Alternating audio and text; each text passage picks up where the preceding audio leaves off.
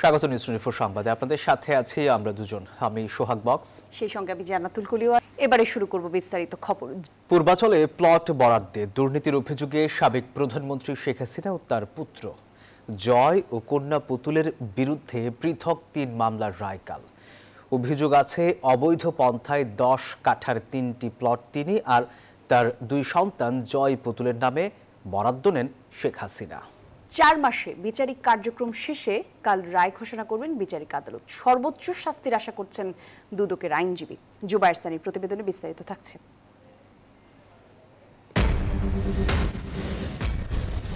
ছাত্র জনতার প্রবল আন্দোলনের মুখে গত বছর 5 আগস্ট ক্ষমতা ছেড়ে পালিয়ে যান শেখ হাসিনা ও তার বোন শেখ রেহানা। জুলাই আগস্টে গণহত্যার দায়ে মৃত্যুদণ্ডপ্রাপ্ত ফেরারি এখন শেখ হাসিনা ও তার পরিবার। এরপর থেকেই একের পর এক সামনে আসছে শেখ হাসিনার 16 বছরের দুর্নীতি আর অপশাসন।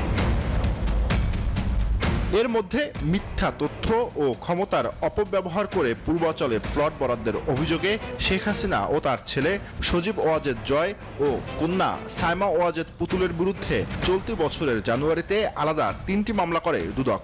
গত 10 মার্চ এসব মামলার তদন্ত শেষ হয়। 31 জুলাই শেখ হাসিনা সহ সব আসামিদের বিরুদ্ধে অভিযোগ গঠন করে বিচার শুরুর আদেশ দেন আদালত। 4 মাসের বিচারিক প্রক্রিয়ায় সাক্ষ্য দেয় 91 জন। 29 অক্টোবর আদালতে আত্মসমর্পণ করেন রাজুক কর্মকর্তা খুরশিদ আলম। এরপর 3 মামলায় সাক্ষ্য দেয়া সব সাক্ষীকে রিকল করে জেরা করেন তার আইনজীবী।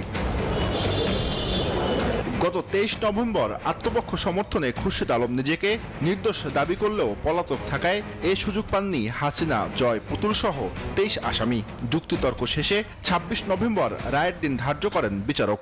দুদকের আইনজীবীর দাবি, দলিল দস্তাবেজ সহ সাক্ষ্য দ্বারা প্রমাণিত হয়েছে প্রধানমন্ত্রীর ক্ষমতা ব্যবহার করে 6টি প্লট হাতিয়ে নিয়েছেন শেখ হাসিনা।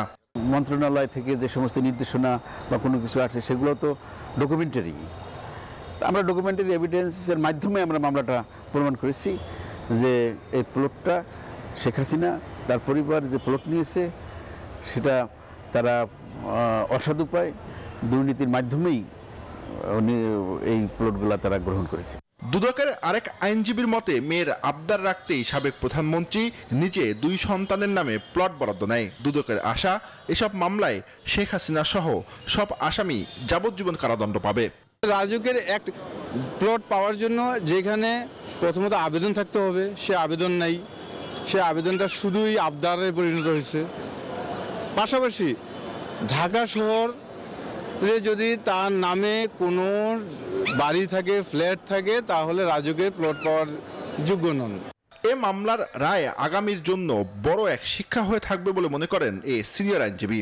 এটা একটা লেসন হবে, অর্থাৎ যারা তোষামতিতে ব্যস্ত থাকে, যারা বাজে বন্দোবস্তে ব্যস্ত থাকে, নত জানো যে এই কর্মকর্তা কর্মচারী, ওদের উপর একটা লেসন হবে যদি এই রায়টা হয়ে এটা এক্সিকিউট হয়। কিছু কিছু অপরাধের যদি আমরা বিচার না করতে পারি, দণ্ড না দিতে পারি, অপরাধ তো কমবেই না, অপরাধ বেড়ে যাবে।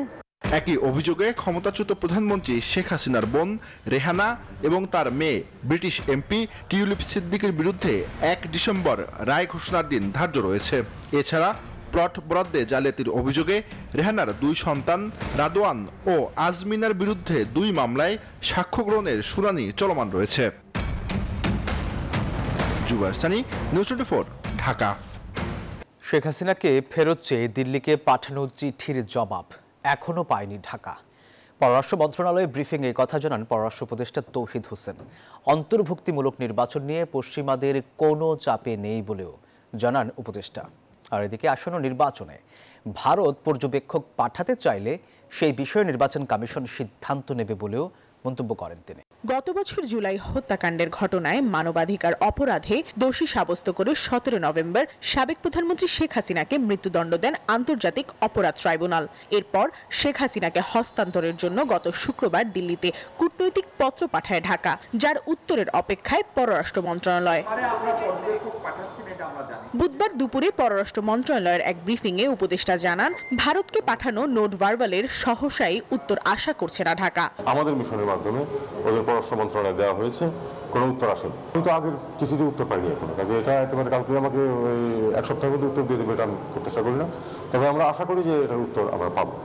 তৌহিদ হোসেন আরও জানান, অন্তর্ভুক্তিমূলক নির্বাচন নিয়ে পশ্চিমাদের কোনো চাপ নেই পররাষ্ট্র মন্ত্রণালয়ে। প্রশ্নের জবাবে তিনি আরও জানান, আসন্ন নির্বাচনে ভারত পর্যবেক্ষক পাঠাতে চাইলে সে ব্যাপারে সিদ্ধান্ত নেবে নির্বাচন কমিশন। নির্বাচন উপলক্ষে তারা পাঠাবেন, অবজারভার পাঠাবেন, বাকিটুকু নির্বাচন কমিশনের বিষয়।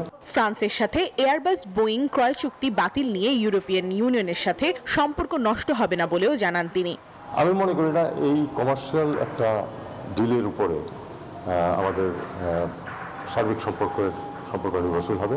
বিশেষজ্ঞদের মতামতের বাইরে গিয়ে আমরা রাষ্ট্রদূত অথবা অন্যরা কি বলবেন সেটার ভিত্তিতে আমার মনে হয় না এটা আমাদের কাজে হবে।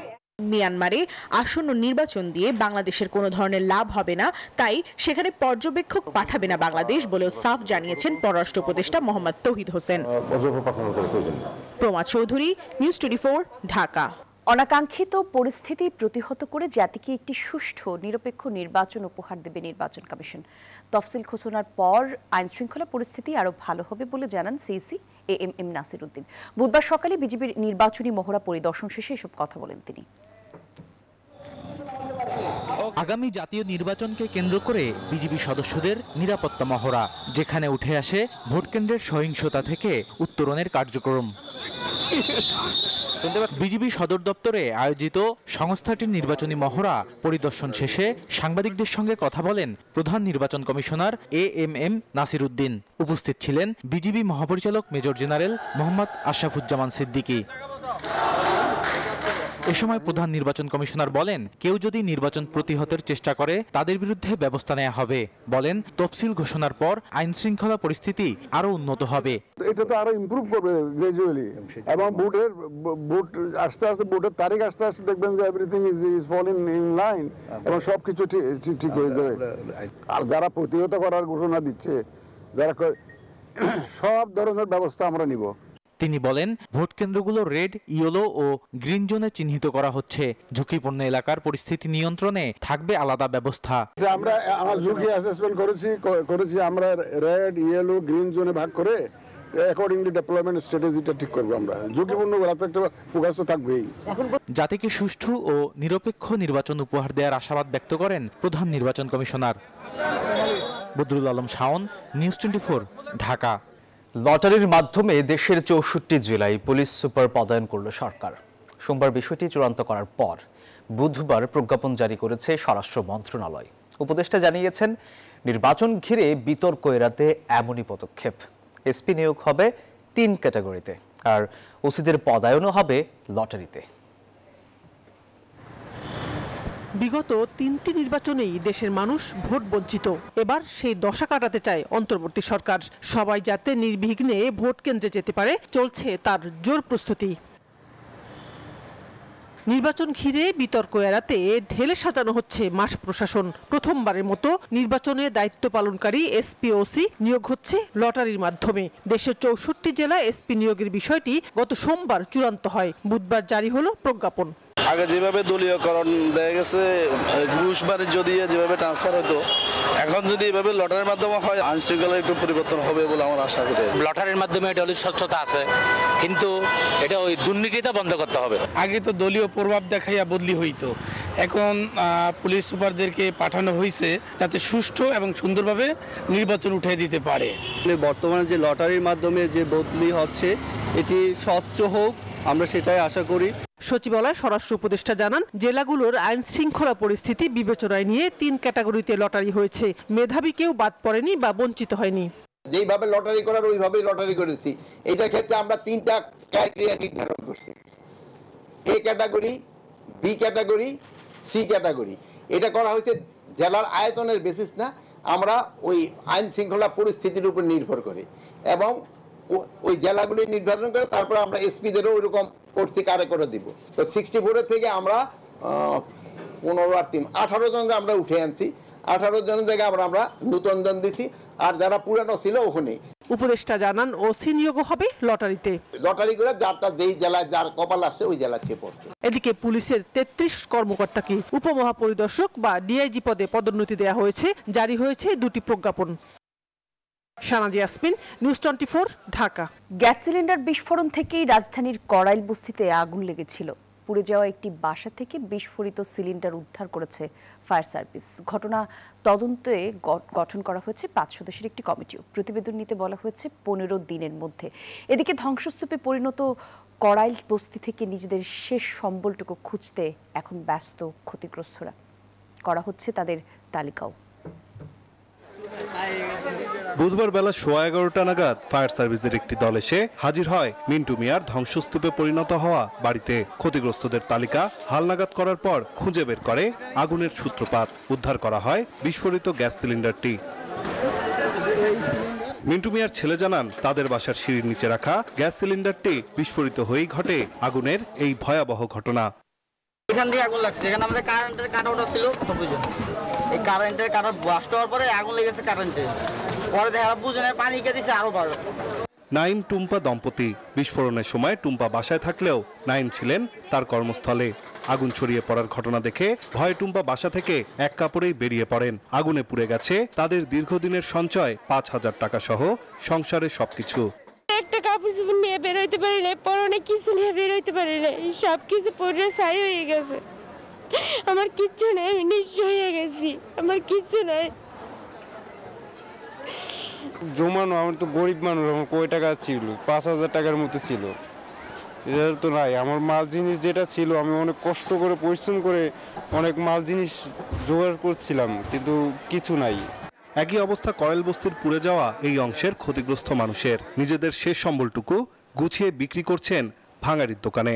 তাজা ছিলাম, আইসা দিয়ে সবই পুড়ে গেছে। বেতন পাইছে পরশুদিন, 20,000 টাকা ছিল ঘরে, সব শেষ, কিছু নেই। আর কি রাত্রে ছিলাম বৈশাখ রাস্তায়, এই আর কি। এখন থাকার কোনো ব্যবস্থা নাই ভাই। খোলা আকাশের মাঝে বৈশাখ রয়েছি, তা আপনারা সহযোগিতা করিয়েন, আমাদের পাশে তাকিয়েন, এইটা আবেদন, কোনো কিছু নাই।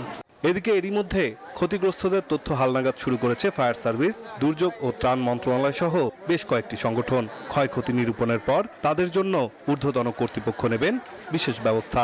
আগুনটা না নেভা পর্যন্ত অ্যাসেস করা তো মুশকিল হয়, যেহেতু নিভে গেছে আমরা পরবর্তী ব্যবস্থা গ্রহণ করি। এদিকে সকাল থেকে ক্ষতিগ্রস্ত এলাকায় বসানো হয়েছে মেডিকেল ক্যাম্প। মেরামত করা হচ্ছে বিদ্যুৎ সংযোগ লাইন। ক্ষতিগ্রস্তদের খাবার দিচ্ছে বিভিন্ন সংগঠন। আগুনে পুড়ে কড়াইল বস্তির এই অংশটি ধ্বংসস্তূপে পরিণত হয়েছে। আর এই ধ্বংসস্তূপে দাঁড়িয়ে ক্ষতিগ্রস্তরা প্রশ্ন করছেন, আর কতবার নিজেদের স্বপ্ন আগুনে পোড়ালে বা নিজেদের সঞ্চয় জলাঞ্জলি দিলে টনক নড়বে সরকারের? নাইম আলচিকো, নিউজ 24, ঢাকা। দেশের বিরুদ্ধে দেশি বিদেশি চক্রান্ত থেমে নেই, তবে ঐক্যবদ্ধ থাকলে ষড়যন্ত্রকারীরা কখনোই সফল হবে না, এমনটি বলেছেন বিএনপির ভারপ্রাপ্ত চেয়ারম্যান তারেক রহমান। শহীদ ডাক্তার মিলন দিবস উপলক্ষে বুধবার সামাজিক যোগাযোগ মাধ্যমে একটি পোস্টে তিনি এই কথা বলেন। তারেক রহমান বলেন, গণতন্ত্র পুনরুদ্ধারের আন্দোলনে অকুতোভয়। শহীদ ডাক্তার মিলনের আত্মদানে হারানো গণতন্ত্র পুনরুজ্জীবিত হয়। তার আত্মদানের মধ্য দিয়ে স্বৈরাচার বিরোধী আন্দোলন চূড়ান্ত বিজয়ের পথে ধাবিত হয়। জেরুসালেম নির্বাচনের পথে জানাবো।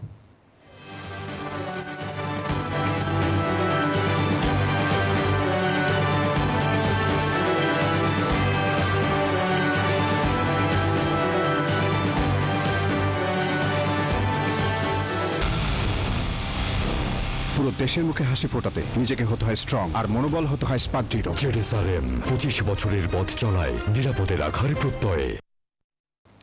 অবাধ ও সুষ্ঠু নির্বাচনের জন্য সরকারকে সব ধরনের কার্যকর ব্যবস্থা নিতে হবে। ক্ষমতায় গেলে আর্থিক খাতে বড় ধরনের সংস্কার করবে বিএনপি, এসব কথা বলেছেন দলটির নেতারা। কড়াইল বস্তিতে আগুনে ক্ষতিগ্রস্তদের পাশে দাঁড়ানোর আহ্বানও জানিয়েছেন তারা। সম্প্রতিকালে বাউলদের উপর হামলার সুষ্ঠু তদন্তও চেয়েছেন এই দলটি। বুধবার কয়েকটি অনুষ্ঠানে এসব কথা বলেন বিএনপি নেতারা। মঙ্গলবার ঠাকুরগাঁওয়ে জেলা বিএনপির নতুন কার্যালয় উদ্বোধন করেন বিএনপি মহাসচিব মির্জা ফখরুল ইসলাম আলমগীর। পরে কথা বলেন সাংবাদিকদের সঙ্গে। মির্জা ফখরুলের কথায় উঠে আসে কড়াইল বস্তিতে আগুনের প্রসঙ্গ। আগুনে ক্ষতিগ্রস্তদের পাশে দাঁড়ানোর আহ্বান জানান তিনি। এই দরিদ্র মানুষগুলোর জন্য একটি চরম আঘাত। আমি সরকারের কাছে দাবি করব সরকার যেন এদের ক্ষতিপূরণের ব্যবস্থা করেন এবং সুষ্ঠু তদন্তের মধ্য দিয়ে অগ্নিকাণ্ডের জন্য প্রকৃত ঘটনাকে বের করে যদি প্রকৃতপক্ষে কোনো ব্যক্তি দায়ী হয়ে থাকে তাহলে তাকে আইনের আওতায় নিয়ে আসার জন্য আমি দাবি করব। সম্প্রতি বাউলদের উপর হামলার ঘটনার নিন্দাও জানান বিএনপি মহাসচিব। আমি মনে করি বাউলদের উপর হামলা এটা একটা ন্যাক্কারজনক ঘটনা, আমরা তীব্র নিন্দা জানাই। এটা ডেফিনেটলি বাংলাদেশের যে আবহমানের যে সংস্কৃতি, গ্রামীণ বাংলা সংস্কৃতি, আমাদের এই বাউল যারা তারা বাংলাদেশের অর্থনীতিতে মাঠে ঘাটে প্রান্তরে বাউল গান গেয়ে বেড়ায়, তাদের উপরে হামলাটা এটা একটা উগ্র ধর্মান্ধদের হামলা বলে আমি মনে করি। আমরা অবশ্যই এটার আপনার সুষ্ঠু তদন্ত দাবি করি এবং নিরসন দাবি করি। এদিকে রাজধানী ডিপ্লোমা ইঞ্জিনিয়ার্স ইনস্টিটিউশন মিলনায়তনে এক অনুষ্ঠানে যোগ দেন বিএনপির স্থায়ী কমিটির সদস্য আমির খসরু মাহমুদ চৌধুরী। বলেন, ক্ষমতায় গেলে আর্থিক খাতে স্বচ্ছতা নিশ্চিত করা হবে। যেমন সরকারের জবাবদিহিতা ফিরিয়ে আনতে হবে, নির্বাচিত সরকারের মাধ্যমে আপনার কোম্পানিগুলোতেও জবাবদিহিতা আনতে হবে, অ্যাকাউন্টেবিলিটি থাকতে হবে। অ্যাকাউন্টেবিলিটি জবাবদিহিতা ছাড়া কোনো দেশ চলতে পারে না, কোনো প্রতিষ্ঠান চলতে পারে না। বিএনপি চেয়ারপারসন বেগম খালেদা জিয়ার সুস্থতা কামনায় নয়াপল্টনে দোয়া মাহফিলের আয়োজন করে মহিলা দল। এতে বিএনপির সিনিয়র যুগ্ম মহাসচিব রুহুল কবির রিজভী বলেন, দেশে গণতন্ত্র সুসংহত করতে আগামী নির্বাচন সুষ্ঠু ও গ্রহণযোগ্য করতে হবে। অবাধ সুষ্ঠু নির্বাচনের মাধ্যমে জনগণের সরকার প্রতিষ্ঠার যে অধিকার জনগণের, সেটা যাতে নিশ্চিত হয়। কারণ 15.5 বছর শেখ হাসিনা জনগণের সরকার গঠন করার যে জনগণের যে ক্ষমতা সেটা কেড়ে নিয়েছিল। সেই পরিস্থিতি থেকে উত্তরণ ঘটাবে অন্তর্বর্তী সরকার। বেগম খালেদা জিয়ার সুস্থতার জন্য দেশবাসীর কাছে দোয়া চান রুহুল কবির রিজভী। দেশনেত্রী বেগম খালেদা জিয়ার। সাইফুল ইসলাম, নিউজ 24, ঢাকা।